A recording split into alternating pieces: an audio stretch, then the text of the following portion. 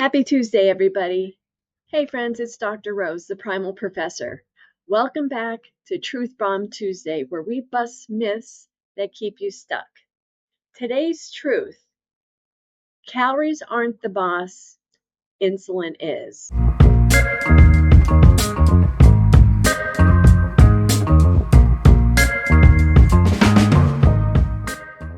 We've all heard the old saying, eat less, move more.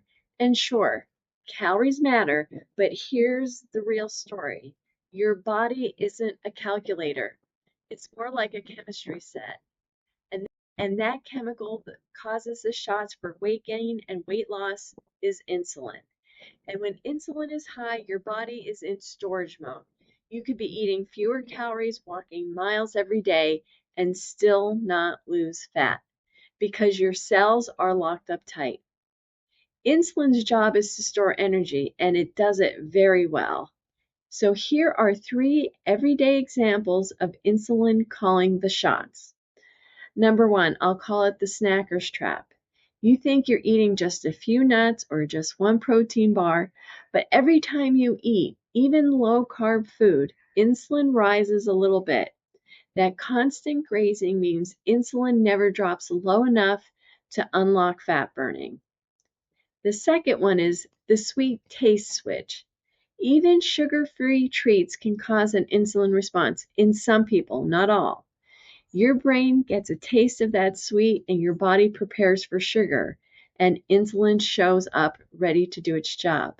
The best way to find out if that's you is to wear a CGM, continuous glucose monitor. And then the third one, weekend undo button.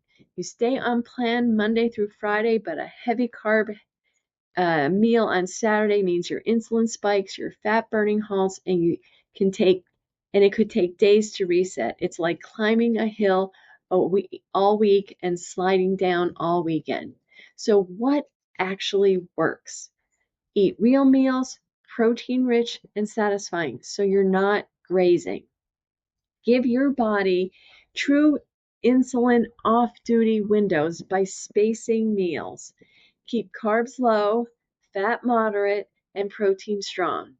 That's what lowers insulin and allows fat burning. So let me give you a real quick client story. One woman came to me frustrated. She was eating low calorie but stuck. We bumped her protein, cut out the constant snacking, and kept carbs rock bottom. In 2 weeks, her hunger dropped, her energy soared, and yes, the scale finally moved. Same calories, different insulin story. So here's your take home. Stop thinking of weight loss as punishment math. Start thinking of it as hormone balance.